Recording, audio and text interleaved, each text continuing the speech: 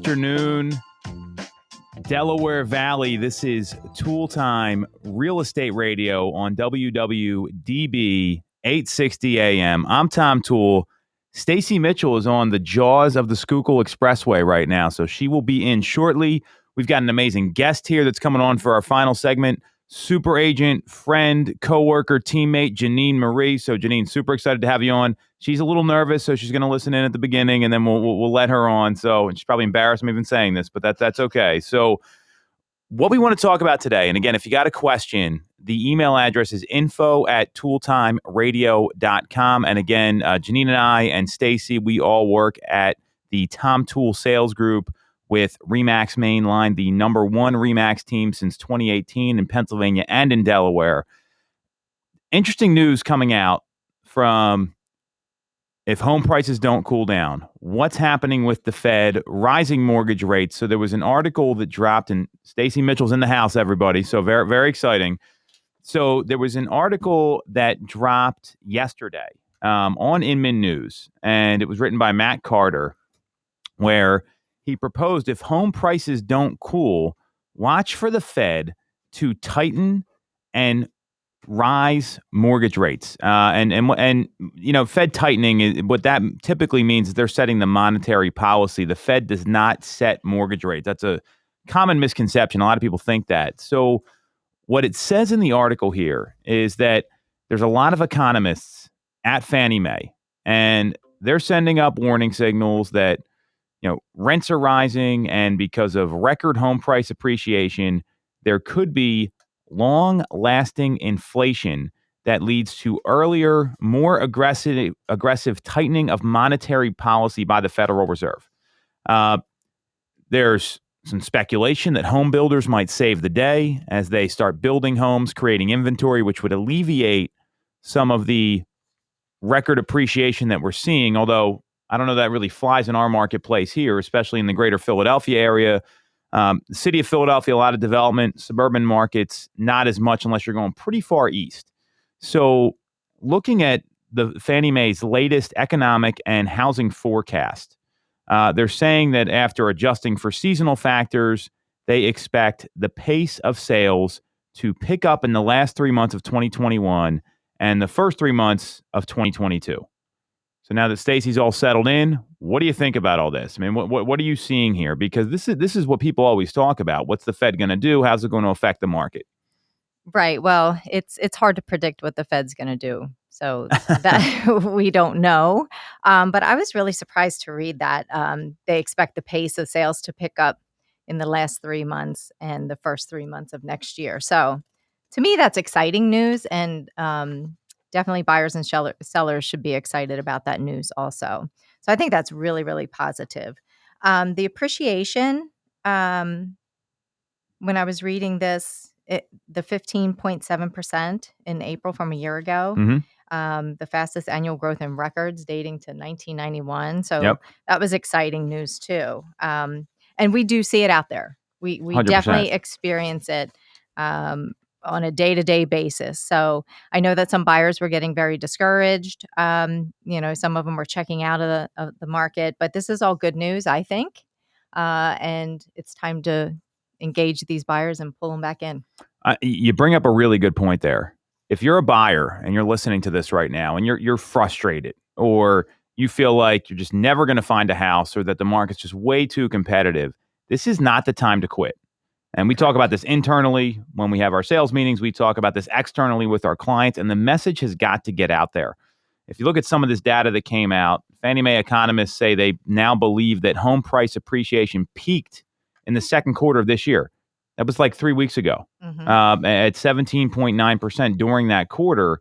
And they're going to see a gradual deceleration. Not that prices are going to go down. I want people to be very clear on this. We're not going to see this bananas appreciation, this incredible appreciation. And we're seeing that on the front lines. I mean, we're seeing it right now where all of a sudden contingencies are available to buyers again. They weren't really there 2-3 months ago. True. We're seeing that homes aren't selling in one day with 10 offers. Maybe it's 7 days with 2 offers, or maybe it's 1 offer in the first 30 days. So there is a little bit of a hesitation. And part of that is because people are traveling again. this 4th of July compared to 4th of July in 2019 only saw a 2% decrease in people that traveled or had travel plans. That's pretty relevant because that was pre-pandemic. Right. And that comes from AAA. Everyone knows AAA. Mm-hmm. When your car breaks down, that's who you call. So what we're seeing here is that I think the consumer psychology needs to almost be strengthened a little bit, especially on the purchase side, but also on with sellers, because sellers are typically the last ones to realize that the market's going the other way. And when we had David Childers on last week from Keeping Current Matters, I mean, he was really clear. We're on the very front end of a shift. And I was looking at some June sales data for the greater Philadelphia area. Nick and I were filming some videos today. This is the second month in a row that active listings have outpaced pending sales. So anytime you see that little bit of a dip, and when it kind of goes up again, and when you see inventory just drop, or the pending sales active listing index drop, and then it goes the other way, that's the beginning. And the people that are going to win, and when I mean win, I'm talking about consumers. The consumers that will win will be the ones that get ahead of this and understand this data now, rather than wait until the end of this year, the beginning of next year, when the trend's already happening. So what's your take on that? I mean, I'm clear that's the message that consumers need to hear by tuning in and watching the show today, whether it's on YouTube or wherever else. Yeah, definitely. The consumers, just be confident that now is the time. If whether you're buying or selling, there's definitely benefit to both sides. If you're a buyer and a seller, we deal in those situations also, and there's creative ways to get your house sold and get you into a new house too. So it's definitely the time to get in. So reach out to your trusted agent, Yeah, and get the right information, get the correct information, get all the information before you venture out. you said something really important there. Get all the information, and Janine, I'm sure you can agree with this as well. How many times do you hear someone tell you something that is the complete opposite of what's happening in the market right now? Like it's they have no concept of what's going on, which is our job to communicate.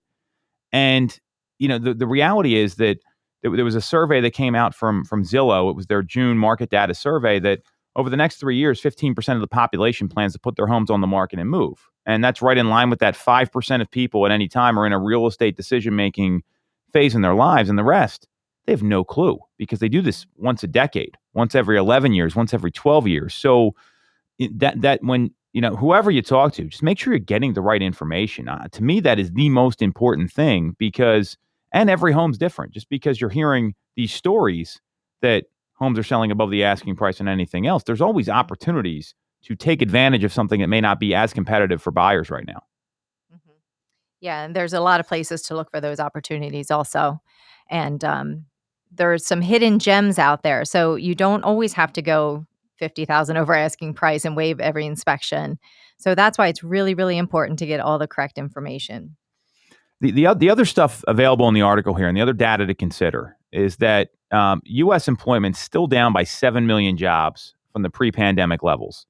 And because of that, I'm clear that the Fed is going to still be patient and they're not going to start to raise rates quite yet, because even though there is this growing inflationary pressure, talk of raising rates right away at this point when there's still these challenges out there. And people are still struggling to find properties, and inventory, while it's up, it's still less than a month and a half supply in the suburbs and about a 2-month supply in Philadelphia. I don't see the Fed doing anything now. I'm clear it's going to be like, look to the fourth quarter. Look at what happens at the end of the year, because there's always that kind of, and the Fed usually meets, towards the end of the year. I think it's like November or December. I have to check that. We can look that up now. That's when I anticipate this happening. Not now, but towards the end of the year. What do you think? I would agree with that. And if there is any shift, it's going to be very small shift. So it's not going to be that impactful on the market. But anytime there's a trend upward, it creates panic. So that's what we don't want. But again, even if it does tick up slightly, it's still going to be a great market as far as real estate is concerned. But I think you're correct in that assessment. I think it'll be towards the end of this year. It's not going to be anytime sooner. The other thing to consider as well is, rates went down below 3% last week. Nobody's talking about this. Right. I mean, this is the first time we've seen them kind of go sub 3 in a few months. And that quarter of a point or that eighth of a point change, that can make or break a purchase for a lot of people. because buyers always go up to the maximum amount they can afford because they don't want it to move again because it's such a stressful process. So knowing that rates are lower, that we're starting to see inventory grow, but let's bring it back to the appreciation index. I mean, that's when they're talking about deceleration, the Fannie Mae Economic and Housing Outlook that came out in July. So Q2, where they say it peaked, is 17.9%. The anticipation in Q3 is 16.2%. Right. Then Q4 it drops 14.8. Q1 2022, you're at 12.1, and then here's the drop. 6.8% in Q2 of next year, 6.6, 5.1 in 3 and 4. And if you look at inventory fluctuations, and Zillow does a nice job with this. So if they have a report that comes out each month and they break it down by marketplace. And by marketplace, I mean like the Philadelphia metro area. They don't just look at a county or a city. Typically, inventory reaches its trough every year in February. So that's where you see that kind of early year competition. And then all of a sudden, listings come to the market in droves because we've seen a seasonal sales schedule this year, which we didn't have last year. I mean, last year it was guns blazing. Let's go. May 19th. We're not going to stop working until Christmas time, which is basically what happened. And we're not seeing that this year. People are taking vacations, and that's evident from the travel data. So if you're a buyer out there and you're thinking about waiting, I mean, how many people tell you they want to wait, right? Tens, thousands, millions, right? So if you're thinking about waiting, you lock in a home now, you might be missing out on a lot of appreciation. Correct. And David told us that last week with KCM, where there could be like $100,000 at stake for a lot of people. That's a lot of equity in your home, and that's really the path to building wealth. So for those people wanting to wait, seeing this data, knowing that the Fed may raise rates, knowing that the Fed's going to tighten their policy, and looking at the deceleration, I mean, what should they be thinking about? Should they be having a meeting? Should they be reevaluating their needs? Because, and this goes for sellers too, especially when the seller's got to go buy another home. I mean, not some sellers, they already have their new home picked out, or it's a second home they're moving to, or they bought it a couple years ago. They're in the best position. But the folks that have to transact a second time and make a purchase, what's your advice to them, or what questions should they be asking whoever they talk to? Well, definitely it's time to reassess or assess your needs and what your motivation is. Um, and again, if the rates do go up, you're going to have to make some choices. Are you going to, what are you looking for as far as your next home? And if you do decide to wait, are you going to take less of a home or pay more money for the home? So there's a choice right there that you're going to be making by waiting. So they have to keep that in mind. But questions to ask for sure is when you're talking to your agent, you definitely want to know the local market, because that's really important, because a lot of this is national. Yes. So find out where you want to be as far as your next move. And you really have to, do your due diligence in that area and get with a local realtor there or local agent and find out what's going on in that market at the time. So I think that's really important. Yeah, and the national numbers can be misleading. I mean, you look at what the Zillow report that came out. So it's Zillow research to come out with a report every month. They gave us some like highlights of what was going on, and in June they're saying, well, that prices were up 3.1% nationally. They were up a lot more here locally. I mean, Totally. Significantly more. Rent is also up, and this is an important factor, 7.1% year over year. So if you're in a rental and you're thinking about purchasing, it's going to cost you more, and there's no opportunity to build wealth there. Right. What it means is you're paying 7.1% more, so you're paying a bigger profit to your landlord. You're paying their taxes. You're paying their insurance. That's what people don't get, and you're paying their mortgage for them in a lot of cases. So, and if you look at the local numbers here, and I can break this down for you. I mean, we wish we could just play this video, Nick, we did earlier today, because that would have explained it all. But you look in Chester County, year over year, we're seeing a 14.8% increase in the median sale price. So that's a median sale price, right? So that's right in line with the national numbers. When you look at Philadelphia, numbers aren't quite the same. They're at a median home sale increase year over year of 10.6%. Now the price is lower, so it's up from 235 to 260 through the month of June. So we're seeing similar numbers there. And in Montgomery County, Delaware County, we were seeing similar numbers at Chester in that 14 to 16% range. So everything that they're saying here is accurate. To me, it's so critical to understand what's happening to inventory, because we've seen a lot more inventory here than other places. We've seen inventory bump up in the suburbs anywhere from 19 to 26% through the month of June. In Philadelphia, it's up a little over 8%. So that's an opportunity for buyers. When you have more choices, rates dip down. To me, this is where you want to look at, okay, we've got maybe 6 weeks till kids are back in school. The summer's over. People are done traveling, because I don't know about you.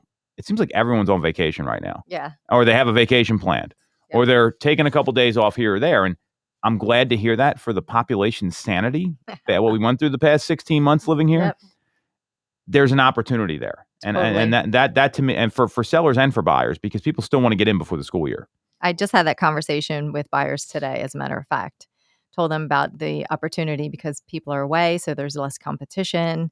They're refocused, and they're super motivated buyers because they're renting. And they realize that this is a great opportunity to start building their wealth. So their lease is up in September. So, we're getting out there and seeing what's available for them. Well, and that's a well-educated buyer, because they got the right information. That's exactly what we're talking about. So second half of the year, as we wrap this segment up, give me one or two predictions, what you see happens in Q3 and Q4 when we get to our holiday show here. We'll have Nick dressed up as Santa Claus. In all seriousness, what do you see happening in the next 5-6 months? Well, I think the market is still going to be super strong as it is now. That's for sure. I believe that buyers. So what does strong mean? Strong means more buyers. I think because they're coming back into the fold after summer, after vacation, after having fun, doing some other things. So they'll refocus and they're going to come back into the mix. For sellers, if they've been doing the same thing, vacationing over the summer, they're going to consider, hey, now's the time, because we definitely don't want to miss out on this market. I hear a lot of that too, because they're kind of afraid that it might take a shift and they're going to miss out on the opportunity. So that's what I'm hearing. And so my prediction is I think it's going to continue to be just as fast moving. Like you said, maybe not one day on the market, a couple of days on the market, houses will be, but there's still that going on right now.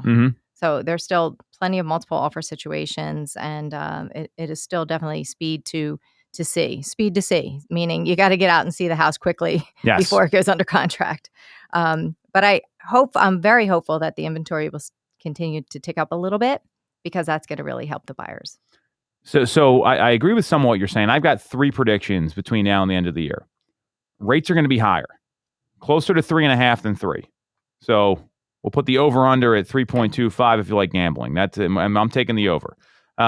Closer to 3.5 than 3. I'm clear the Fed is going to do something, and the rates cannot stay this low forever. I am very clear on that. Second prediction is that we're going to see more of your traditional contracts being written, contingencies, home inspections. I mean, and certainly there's going to be some cases where you have to waive contingencies to get a house. May not be what you want to do. It might be what it takes to get that particular home. And the third prediction I'm going to make is that we're going to see inventory increase a little bit. I don't see it getting much higher than about 2 to 2.5 months in the suburban markets. And in Philadelphia, that seems to lag behind. Obviously, it's a little different market, and it's such a bigger area. I see that kind of trending upwards about a month supply as well. So more like a 3-month supply than a 2-month supply. So that's what I kind of envision happening. I don't see pricing slowing down, because you really got to get to a 6-month supply for buyers to have any sort of negotiating power. Now, obviously, again, there's those individual case studies, and I'm not here to diminish those, but I'm talking about the market as a whole. Yep. So we'll leave it at those predictions for now. That's we're going to wrap the first segment here. When we come back, we got 2 updates on stories we covered over the past couple weeks. And then our third segment, we've got super agent Janine Marie coming on. Super excited for that. It's going to be fantastic. This is Toole Time Real Estate Radio on WWDB 860 AM. Buying a home or already own one? We can help. I am Kevin Hamill from Alliances Insurance Agency. If you haven't reviewed your policies in the last 3 years, now's the time. New home buyers, there are a number of ways that we can help you get to that settlement table.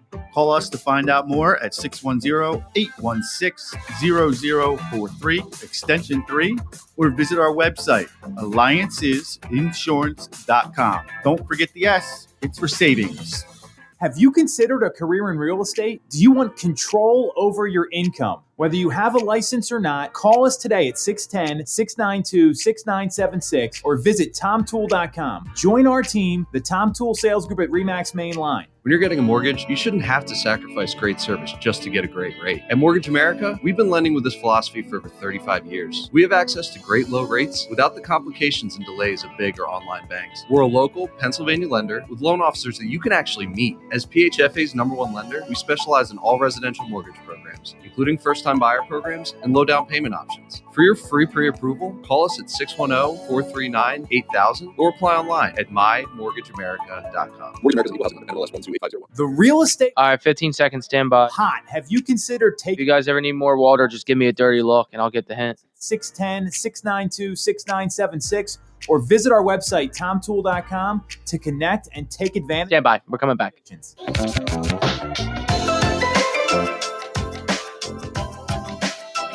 Welcome back to Toole Time Real Estate Radio on WWDB 860 AM. I'm Tom Toole.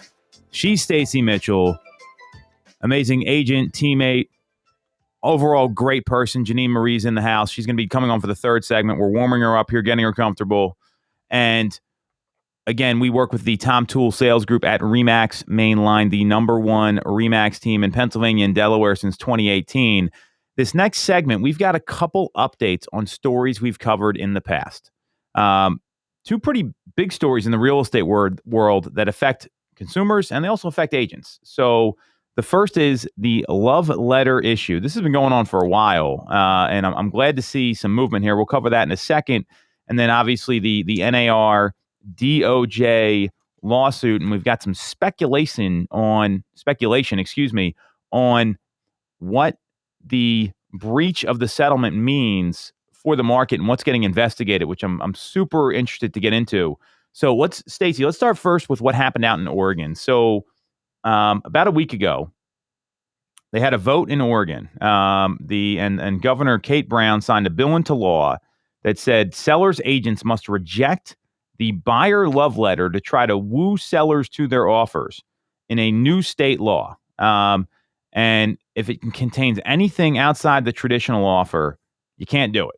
That's what the law says. What do you think about all this?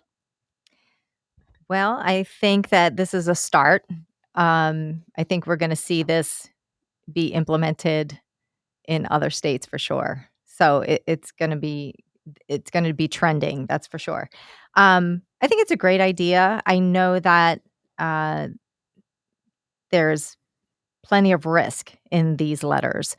The buyers don't understand the risk because they just want the house. And they're just like, 100%. Oh, please, I love your house and my kids would love it. And the church is down the street. And so it contained in that one letter is like so many things that are wrong that just can't be out there. So just to be able to, keep everybody from any type of legal ramifications, I think this is a great idea. So if you were to receive a love letter in your offer as a selling agent, it's fine. You have a real reason to not present that letter. So I think the law is definitely needed. I know how we are on our team and how you feel about the love letters opening up the doors for some legal issues, and that's definitely not what we want. So I believe that Oregon is the trailblazer here, and I think it's going to happen in many other states. Oregon being the trailblazer, it's like the Oregon Trail that I used to play in second grade. Very, very exciting. I agree with you. I mean, this is an issue, and this is going on forever. And unfortunately, I don't think a lot of people were cognizant of it. I mean, there's stuff that gets said or happens, and the Oregon's doing realtors in Oregon a favor by passing this law, because this is not an if, this is a when someone would file a lawsuit based on that. Because how many buyers have you had that lost out on a house and they're just over it, ticked off, not happy, right?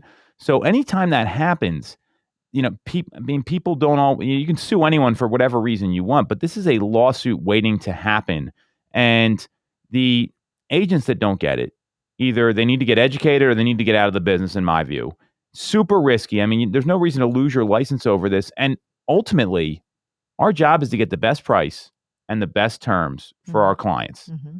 That's what they want. They want to get the home sold and get the best price. So, for me, I'm very non-emotional when it comes to that. It's, hey, what's the price? What's the terms? Are they waiving inspections? When do they want to close? Sounds great.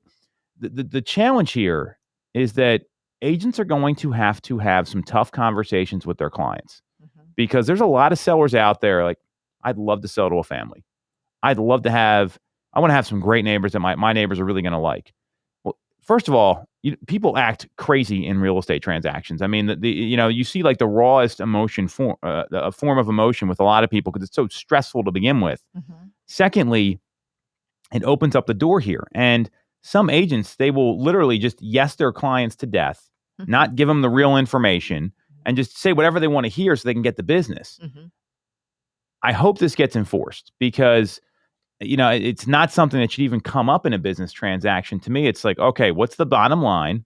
Do the terms work? What do we need to adjust? Like that's just how my head works. And I give a lot of credit to Oregon for doing this first. And they go on to say they're not aware of instances where letters have led to lawsuits or legal action.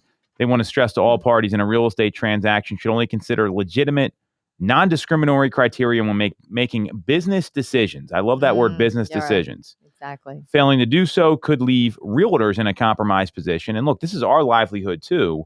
And there's a reason people get bad reputations because this stuff happened. Look at the Long Island story that was out there. Mm-hmm. And they recommend their members explain potential pitfalls to their clients while stressing the importance of sticking to objective criteria in order to adhere to federal and state fair housing laws. So for once, NAR actually said something that made sense, which I'm happy to see.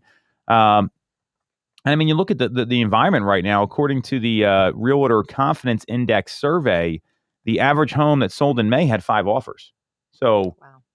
I mean, you're splitting hairs sometimes, which one you're going to go with. And, people are human. They're going to say, well, we were just like them when we moved in. So, I mean, I don't fault anyone here. It's got to be a very clear line because if there's not, that's where problems can happen. So I do applaud Oregon for doing this. I'm glad to see this happen. I'm hoping other states are going to do the same. Mm-hmm. Well, I think you're going to find it here in Pennsylvania. That's for sure. But yeah, you definitely need to educate your clients about the fair housing laws and why these letters could be potentially so detrimental. And it's a good policy to also inform your clients that you're not going to add any letters to the offer, that basically the standard offer of, the standard agreement of sale, the deposit money notice, buyer's financial and pre-approval letter are pretty much the backbone of the offer and not going to include any other literature along with that offer.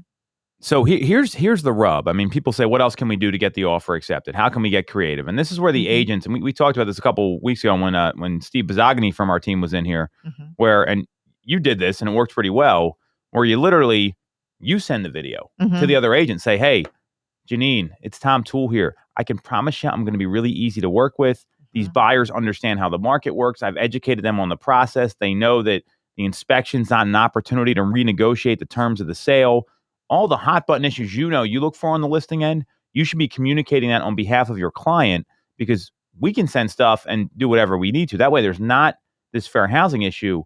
And there's also, very clear communication that's innovative that most people are never going to do. I guarantee you 95% of agents will never do this. And we've put it out there in a couple different forms.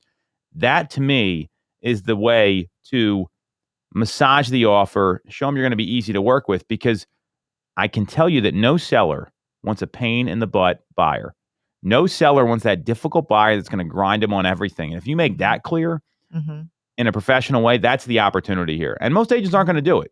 Most agents don't even call you when they send an offer. You are so right about that. It just pops up in your email. Right. And you're like, oh my gosh. And I check my phone. Did somebody reach out to me and tell me an offer was coming through? Nope. No, not at all. So I don't know who the agent is. There's no communication. I'm going to sift through the offer and see what it is. I don't even know, have no background about the offer. It just popped in my box. So I definitely don't work that way. I feel that getting to know the other agent is so important. Having them understand how you work and what your work ethic is on behalf of your client. That really, it kind of lays the foundation of how smooth the transaction is going to go from start to finish, because that is the most important part. You're working together as a team. Like the other agent, right? It's cooperating agent. It's not, you're not the enemy. The other person's not the enemy. For some reason, there's a lot of agents that feel that way. But no, you're working as a team on behalf of your clients, but everybody has the same goal. The same end result is to get the deal done. So I think that works better.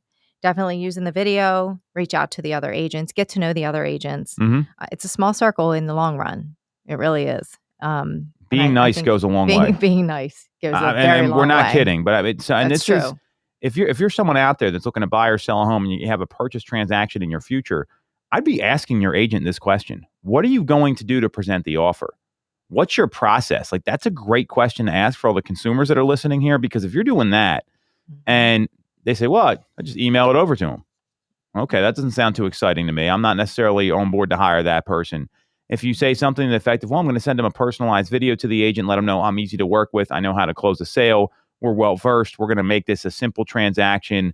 It'll be smooth. That goes a long way. And, I'm clear that that's a great way an agent can kind of differentiate themselves. So bravo, Oregon. Good job. Proud of you guys out there on the West Coast. Hopefully this happens where we are. Let's talk briefly about this NAR DOJ settlement that got called off because of the lawsuit between the two. That there's so again, some background story here. Less than 2 weeks ago, after the U.S. Department of Justice pulled out of the proposed settlement with the National Association of Realtors because they wanted to broaden its investigation, there was like a clue that got dropped. And so what happened in May of last year, it's the PLS, which is the PLS is it's a website that was called I think it's a private listing network is the name of it, or the private listing service, pocket listing service, something like that. Pocket listing. Yeah. It's a private listing network for real estate agents. So the PLS filed an antitrust lawsuit against NAR and two of the large multiple listing services about the clear cooperation policy, which says that you have one business day to enter all listings into the MLS if you want to start marketing it. And, basically to curb pocket listings. And a pocket listing is if, Janine comes up to me and says, hey, I want you to sell my home. I don't want any forward-facing marketing, but could you work your network? Could you call people? Could you do things on a quieter sort of method than the big announcement blast off of most listings? That basically became you couldn't do it. There's a $5,000 fine for the first offense. So that case got dismissed in February. The PLS appealed, and then on June 2nd, the antitrust division of the DOJ filed an amicus brief that didn't support either party, but echoed the arguments in the PLS's appeal. And it also notified the court that the DOJ had a then pending consent judgment with NAR. So this is what they're talking about. So what do you think about all this? I'm really trying to figure out their end goal here. But they're starting to show some of their hand what they're trying to do. But yeah, I know that's what it's real strict. When you start to advertise a listing, you have to get into the MLS within one business day. And it's to protect and to get it out in front of the other agents. So it does deter from those pocket listings. So it's going to be interesting to see, how much more the DOJ is going to be drudging up here, and more of what they're going to be trying to go after. So it's kind of like as the pieces are falling. Well, and it says when the DOJ filed this amicus brief, it didn't take a position on the merits of the case. It did say this, quote, this brief that they filed the brief because the district court appears to have committed several errors of law that could adversely affect antitrust enforcement well beyond the instant context. And when you think about it, and this has a lot of merit, because what that clear cooperation policy does is you have to become a member of NAR to even get into the MLS where all the listings are. And then on top of that, now all of a sudden you have a seller. So let's say Janine comes up to me and says, Tom, I don't want I'm moving out of the area and I'm on I don't want anyone to know. Like that's the seller's right ultimately. But they're saying if you want to hire an agent, you still got to put it in the MLS anyway, and then it's going to get distributed everywhere with internet exchange feeds and Zillow and all these different websites. So basically, if you want to use an agent and you want them to market it more than just to the people in their office and their own database, you got to put it in the MLS. And especially you go to a place like California where there's like a lot of celebrities, or Right. even around here, if you got political officials or whomever, they want some privacy. All of a sudden they've got to put their home in the MLS. Maybe they don't want to do that. There's and no now privacy there, that's for so sure. you're forcing them to do one of two things: go for sale by owner, or go to a listing agent that is not a realtor, which NAR is basically hurting their own people here they're supposed to support. It's to me, I see where they're coming from here, and I don't like this policy. I've said this many times. So that makes a little more sense. I would anticipate this might get overturned now. I mean, if this is what the DOJ, the other rules they passed, like that was fine. I don't think anybody really cared. I think they were already implemented anyway, weren't they? Most MLSs are doing it right now, where you Right. can't filter based on the buyer cooperating fee. Exactly. The fees disclosed, and then some of these websites that run portals like a Zillow or a Redfin or these other companies, they disclose that. You can't limit lockbox access, and that talks about the electronic lockbox, which to me is a pain in the butt, and I think it's irresponsible for agents not to have that keypad, because how are you supposed to represent your clients if you can't show all the homes? But that's another story. And the fourth point was that buyer agents cannot say it's free to work with them. Well, it's not free. Someone's paying that money. I mean, I don't. That doesn't. All that stuff's fine.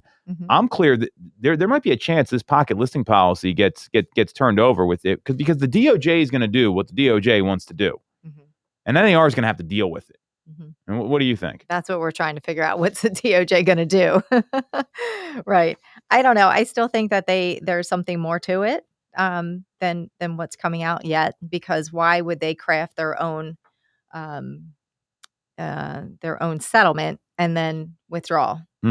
So I'm still waiting to find out exactly what more is in store. There was an administration change. I'm sure that has something to do with it. And if you look at a lot of the policies coming out from President Biden, I mean, he's talking about rolling back 1031s. He's talking about eliminating non-competes.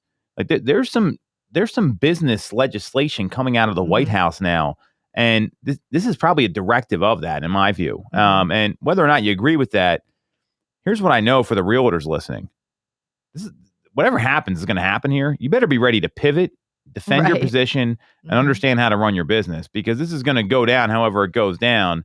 And that's not, I mean, you can't stress about that stuff. I mean, I'm not worried about any of this. It's more of, okay, this happened. Now what do we do, and how do we pivot so we can protect, like dig a moat around our castle, around our business, whatever you want to call it. So, I just don't, I hope this policy does get overturned, because I think it hurts a lot of sellers in some cases. Although I would the best way to get the best price is to blast out all the marketing. I don't think there's any question there. Right. But some people may not want to do it. They want to protect their privacy, which I'm a firm believer in that. Yeah, for sure. So very interesting development here. We're going to see what happens, but I mean, this is the way this administration is going right now. The past couple of weeks, there's been a lot of changes to traditional business that have come out, and this is just another one. So I don't see anything else happening more than that. But they're going to do what they want to do. Agents better be ready to adapt. That would be my advice to anyone listening. And for the clients out there, I mean, just follow the rules. I think it's that simple. You have to do what you have to do. So on that note, we're going to come back hot with Janine Marie from our team. Very excited to have her talk about competing against discount brokerages and what that means for the consumer. This is Toole Time, Real Estate Radio on WWDB 860 AM. Buying a home or already own one? We can help. I am Kevin Hamill from Alliance's Insurance Agency. If you haven't reviewed your policies in the last 3 years, now's the time. New home buyers, there are a number of ways that we can help you get to that settlement table. Call us to find out more at 610-816-0043, extension 3, or visit our website, alliancesinsurance.com. Don't forget the S, it's for savings. Have you considered a career in real estate? Do you want control over your income? Whether you have a license or not, call us today at 610-692-6976 or visit tomtoole.com. Join our team, the Tom Toole Sales Group at RE/MAX Main Line. When you're getting a mortgage, you shouldn't have to sacrifice great service just to get a great rate. At Mortgage America, we've been lending with this philosophy for over 35 years. We have access to great low rates without the complications and delays of big or online banks. We're a local Pennsylvania lender with loan officers that you can actually meet. As PHFA's #1 lender, we specialize in all residential mortgage programs, including first-time buyer programs and low down payment options. For your free pre-approval, call us at 610-439-8000 or apply online at mymortgageamerica.com. Mortgage America's equal housing number, NMLS 128501. The real estate market is red hot. Have you considered taking advantage? Call the Tom Toole. Stand by. We're coming back. 610-692-6976 or visit our website, tomtoole.com, to connect and take advantage of these market conditions.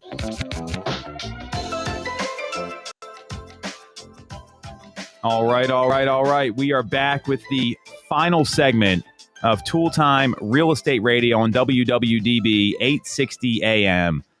This is, I'm Tom Toole. She's Stacey Mitchell, and we have special guest, friend, teammate. We've been pumping this up the whole show, Janine Marie. Janine, thanks for coming on.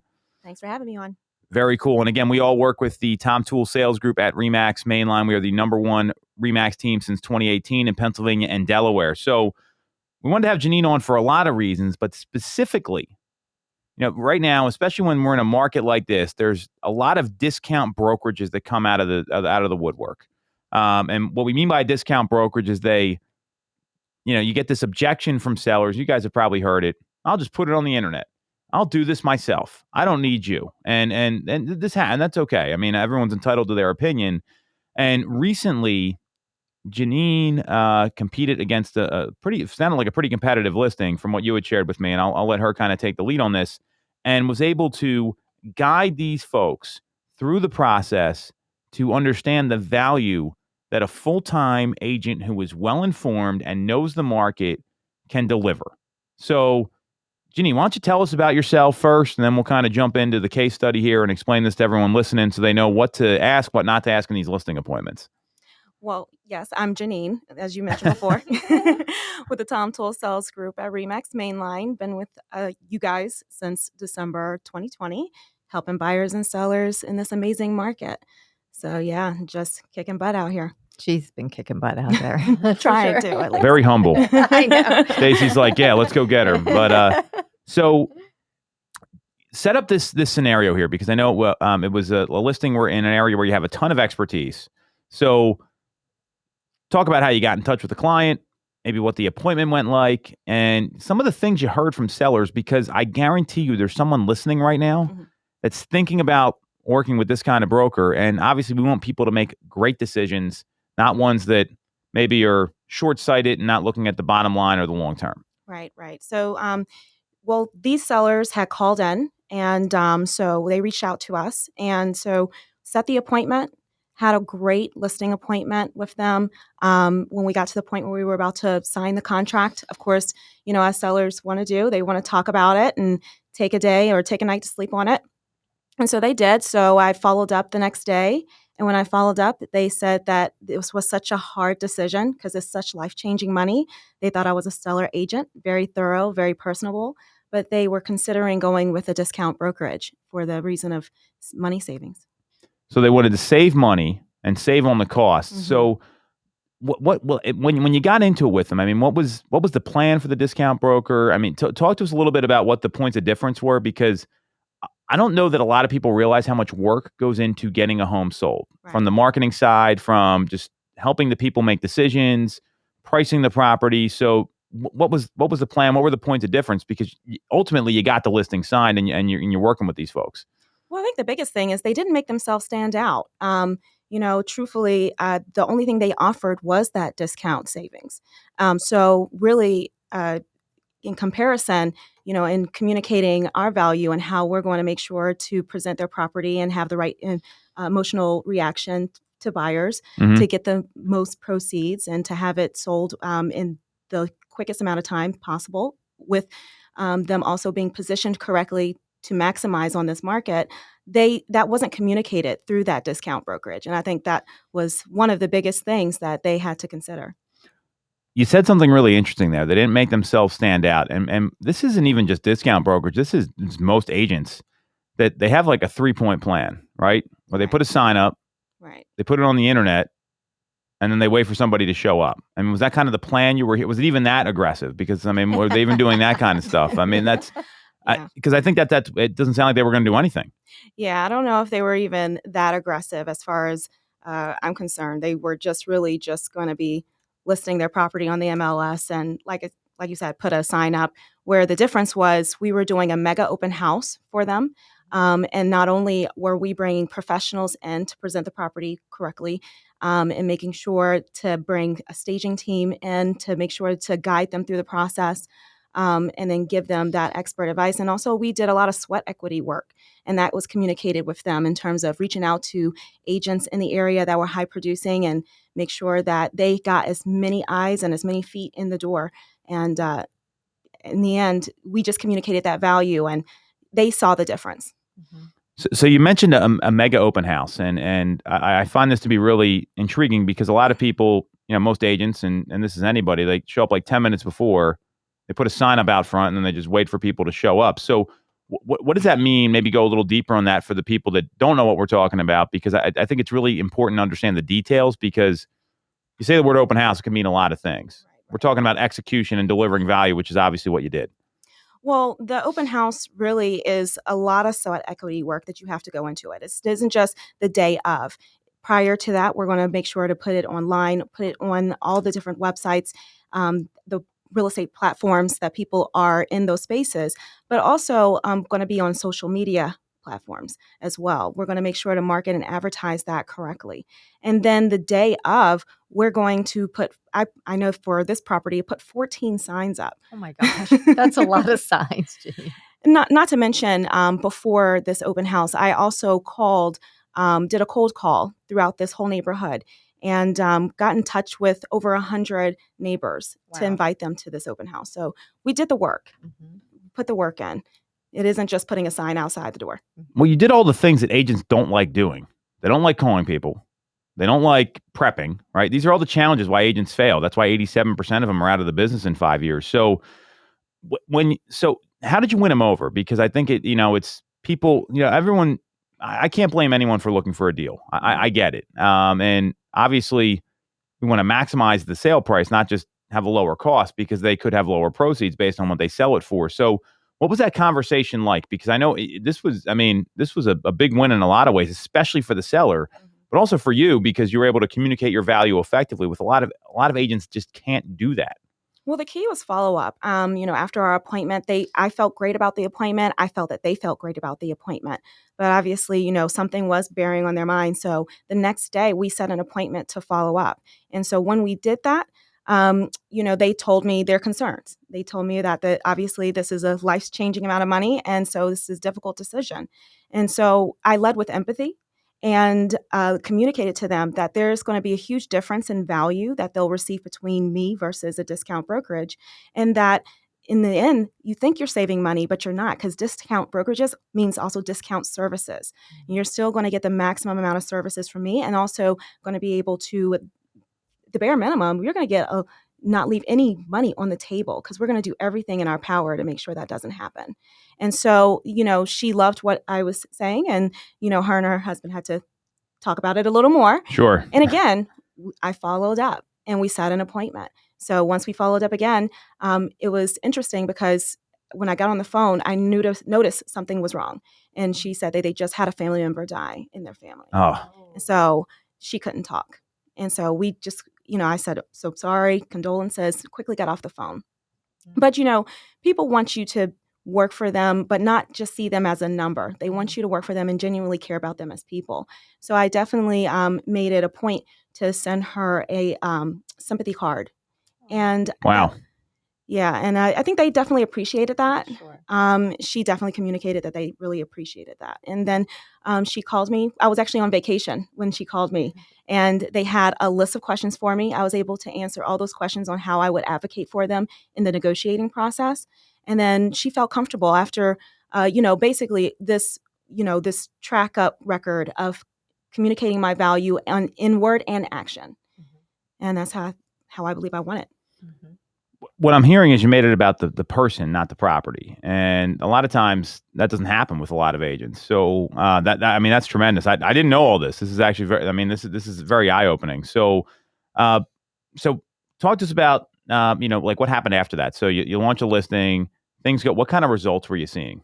Oh, we had a wonderful open house. We had a great weekend, and the open house obviously brought the buyer to us, and we were over asking by 10%. So it was a Wow. great open house, and right now with smooth selling, we got it on the terms that they needed because they had already bought a home and they Mhm. were relocating, and yeah, so Wow. they were happy. I bet. They're very happy. Well, and when you look at what the discount brokerages do, and I'm on their website right now. So when you look at their package here and everything else, all it says is we'll get some photos done, we'll put a for sale sign up, and we'll keep you updated. Mhm. But you had people the buyer came to the open house, and you sold it 10% above the asking price. So I mean that's just one example. You're talking about sweat equity. They don't do any of that stuff. And my view is that in this market, it's really easy to leave money on the table. They probably would have sold the house. I don't think there's any question. Right. Would they have gotten 10% more than the ask? I mean, the answer is no. And I think that's where it's really important because there is no run up. They don't do the data analysis. Say, we'll do it for less, sign here, but they're not netting as much money. And that was pretty important to them, right? Yeah, absolutely. I mean, they wanted to make the most that they could because obviously this is setting the stage for their next phase of life. So, but just being able to help them understand that this is not a just list your home and then get the most out of the home. There's homes that are still right now, there are sellers that are still leaving money on the table. Mm-hmm. And they need to understand that unless you have the expertise behind you and the team behind you, you still won't get the most out of this market. Well, I mean, and you meant, I mean, it's setting them up for their next stage of life here. So, I mean, there's a lot of money on the line, and that's what I don't think people realize that. And it's the same thing with like a for sale by owner. Like you can sell it on your own, but statistically, you're going to sell that home anywhere from 9 to 17% less than what you could get have you have someone really professionally marketing the property for them. So, what advice do you have for people that are maybe considering this, whether it's on the purchase or the sell side? Because a lot of times these companies they really push for the purchase, and you got to use them on both ends in order to get the rebate. But what advice do you have? Because you've obviously taken someone through, helped them tremendously in a tough time in their life where they may not even be thinking clearly, and you delivered a great result in a stressful financial situation because all these deals are stressful. There's not one that's not. It's just the level of stress that comes through. So, what advice do you have for the consumers out there thinking about going that route? Well, as for the consumers here, you have to understand that, having nothing in the real estate is as easy as it seems. This is not, like selling. This is not the type of asset that's an easy sell.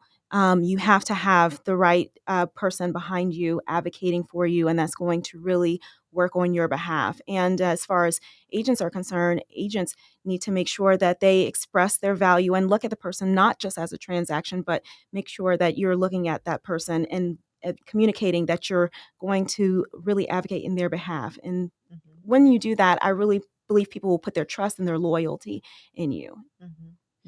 You said something about trust there, and I mean, and you talked about follow up and how you led with empathy. When I hear the word trust, a lot of times it's almost like integrity, where it's doing what you say you will when you say you will, or letting them know, hey, the next time you're going to hear from me is this, instead of so they're not freaking out waiting for the next call. What's going on? So, what are some of the techniques you use to build trust for the agents that are listening? As far as building trust, yeah, just as you said, saying what you do, doing what you say, and following through.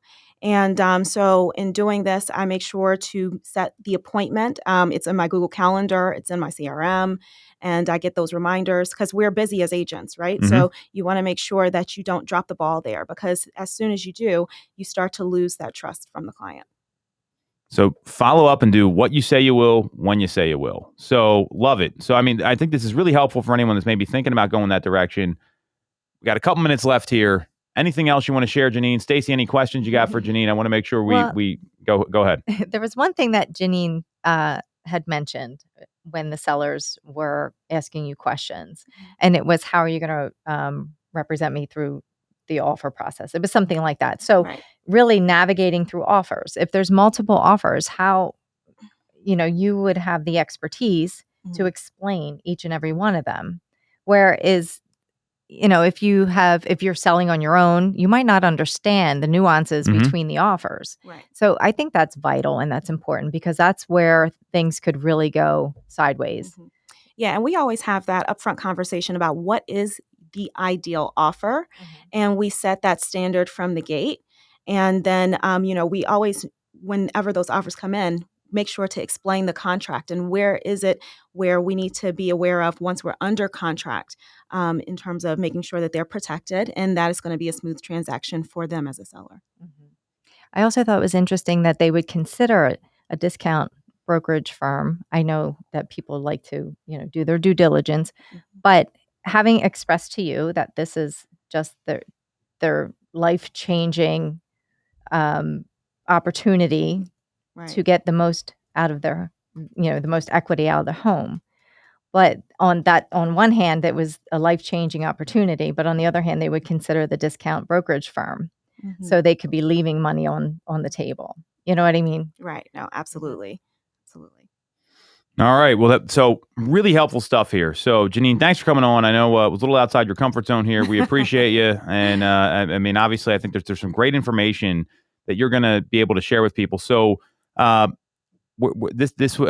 other questions you guys have, you can reach us at info@tooletimeradio.com. You want to follow Janine. She's at Janine Marie on Instagram. It's JANINEMIREE. Great place to connect with her.